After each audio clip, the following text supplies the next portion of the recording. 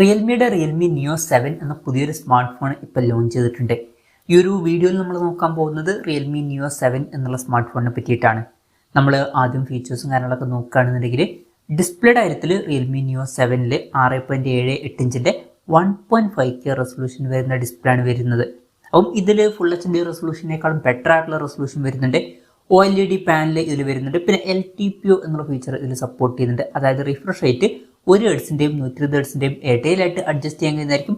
ഇതിൽ maximum 120 ഹെർട്സിൻ്റെ refresh rate ആണ് support ചെയ്യുന്നത്. അതുപോലെ തന്നെ 2600 ഹെർട്സിൻ്റെ ഇൻസ്റ്റന്റ് ടച്ച് സാമ്പിളിംഗ് റേറ്റ് എന്നുള്ള ഫീച്ചറും സപ്പോർട്ട് ചെയ്യുന്നുണ്ട്. നല്ലൊരു കാര്യമാണ്.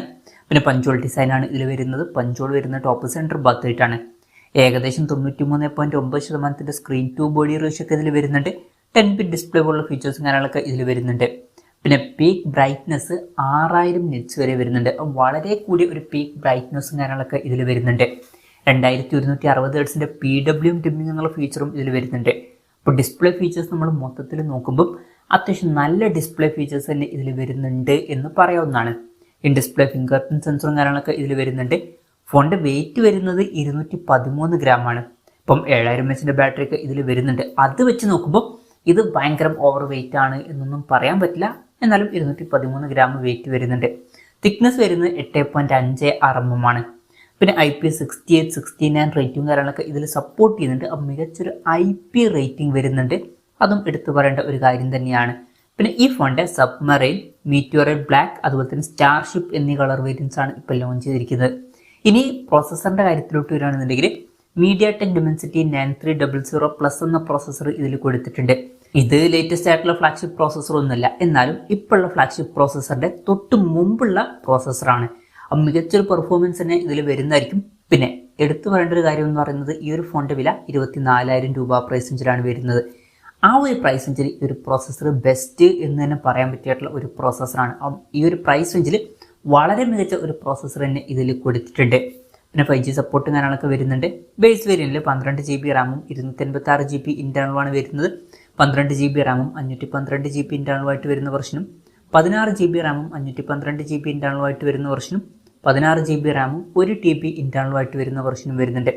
വെർച്വൽ റാം എന്നുള്ള ഫീച്ചർ ഇതിൽ കൊടുത്തിട്ടുണ്ട്. അതായത് എക്സ്ട്രാ റാം വേണ്ട സമയത്ത് ഇന്റേണൽ മെമ്മറിയിൽ നിന്ന് കുറച്ച് മെമ്മറി എടുത്തിട്ട് അത് റാം ആയിട്ട് യൂസ് ചെയ്യുന്നതായിരിക്കും. അങ്ങനെ 12 GB റാം വരെ എക്സ്ട്രാ നമുക്ക് ലഭിക്കുന്നതായിരിക്കും. പിന്നെ IR ബ്ലാസ്റ്റർ എന്നുള്ള ഫീച്ചർ ഈ ഫോണിൽ വരുന്നുണ്ട്. ഈ ഫോൺ റിമോട്ടൊക്കെ ആയിട്ട് യൂസ് ചെയ്യാൻ കഴിയുന്നതായിരിക്കും. NFC സപ്പോർട്ട് ഇതിൽ വരുന്നുണ്ട്.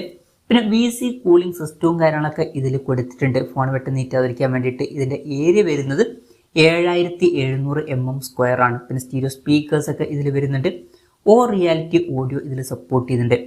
Android 15 ബേസ് ആയിട്ടുള്ള റിയൽമി സോഫ്റ്റ്വെയർ ആണ് ഈ ഫോണിൽ വരുന്നത്.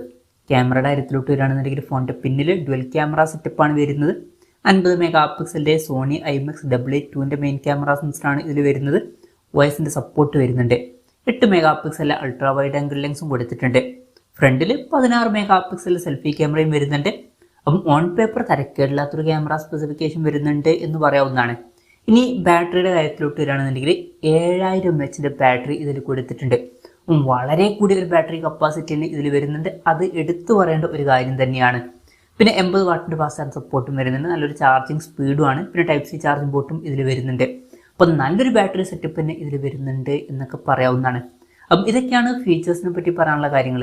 പിന്നെ ഈ ഒരു സ്മാർട്ട് ഫോൺ ഇപ്പം ഇന്ത്യൻ മാർക്കറ്റിൽ ലോഞ്ച് ചെയ്തിട്ടില്ല.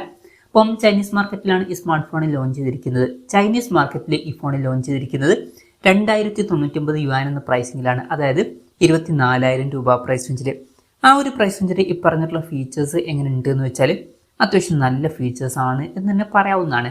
അത്യാവശ്യം നല്ല ഡിസ്പ്ലേ ഫീച്ചേഴ്സ് വരുന്നുണ്ട്. ബെസ്റ്റ് ആയിട്ടുള്ള പ്രോസസ്സർ വരുന്നുണ്ട്. മികച്ച ബാറ്ററി സെറ്റപ്പും ഇതിൽ കൊടുത്തിട്ടുണ്ട്. പിന്നെ തിരക്കില്ലാത്തൊരു ഓൺ പേപ്പർ ക്യാമറ സ്പെസിഫിക്കേഷനും വരുന്നുണ്ട് എന്ന് പറയാവുന്നതാണ്. മൊത്തത്തിൽ നോക്കുമ്പോൾ ഈ ഒരു പ്രൈസ് റേഞ്ചിൽ വളരെ മികച്ച ഫീച്ചേഴ്സ് തന്നെ വരുന്നുണ്ട് എന്ന് പറയാവുന്നതാണ്. ഇനി ഇന്ത്യൻ മാർക്കറ്റിൽ ഈ ഫോൺ ലോഞ്ച് ചെയ്യുമെന്ന് വെച്ചാൽ ചിലപ്പോൾ ലോഞ്ച് ചെയ്തേക്കാം. പക്ഷെ അതിനെ പറ്റിയിട്ടുള്ള ന്യൂസുകളൊന്നും ഇപ്പം പുറത്ത് വന്നിട്ടില്ല. അതിനെ പറ്റിയിട്ടുള്ള ന്യൂസുകളൊക്കെ വരുമ്പോൾ അതിനെ പറ്റിയിട്ടുള്ള വീഡിയോസൊക്കെ നമ്മൾ ചെയ്യുന്നതായിരിക്കും. അപ്പം അതുപോലുള്ള വീഡിയോസ് കാണാൻ താല്പര്യമുണ്ടെന്നുണ്ടെങ്കിൽ ഈ ചാനൽ സബ്സ്ക്രൈബ് ചെയ്യാവുന്നതാണ്. പിന്നെ ഇന്ത്യയിൽ ലോഞ്ച് ചെയ്യുകയാണെന്നുണ്ടെങ്കിൽ ഈ ഫോണിൻ്റെ വില കുറച്ചും കൂടിയൊക്കെ കൂടാൻ ചാൻസ് ഉണ്ട്. കുറച്ചും കൂടിയൊക്കെ കൂടിയിട്ട് ഈ ഒരു ഫോൺ നമുക്ക് ഒരു 30,000 to 35,000 രൂപ പ്രൈസ് റേഞ്ചിലേക്കായിട്ട് എക്സ്പെക്ട് ചെയ്യാവുന്നതാണ്. ഒരു 30,000 രൂപ പ്രൈസ് റേഞ്ചിലൊക്കെ ലോഞ്ച് ചെയ്യുകയാണെന്നുണ്ടെങ്കിൽ വളരെ നല്ലൊരു കാര്യമായിരിക്കും. എന്തായാലും അതിനെ പറ്റിയിട്ടുള്ള കൺഫർമേഷൻസ് ഒന്നും ഇപ്പം പുറത്ത് വന്നിട്ടില്ല. എന്തായാലും റിയൽമി നിയോ 7 എന്ന പുതിയൊരു സ്മാർട്ട് ഫോൺ ഇപ്പോൾ ലോഞ്ച് ചെയ്തിട്ടുണ്ട്. ഈ ഒരു ഫോണിനെ പറ്റിയിട്ടുള്ള നിങ്ങളുടെ അഭിപ്രായം ജസ്റ്റ് ഒന്ന് കമൻറ്റ് ചെയ്യുക. അതുപോലെ തന്നെ ഈ ഒരു സ്മാർട്ട് ഫോൺ ഇന്ത്യൻ മാർക്കറ്റിൽ ലോഞ്ച് ചെയ്യുകയാണെന്നുണ്ടെങ്കിൽ നിങ്ങൾ ഏത് പ്രൈസിങ്ങിലാണ് എക്സ്പെക്ട് ചെയ്യുന്നത് എന്നുള്ള കാര്യം കൂടി ജസ്റ്റ് ഒന്ന് കമൻറ്റ് ചെയ്യുക.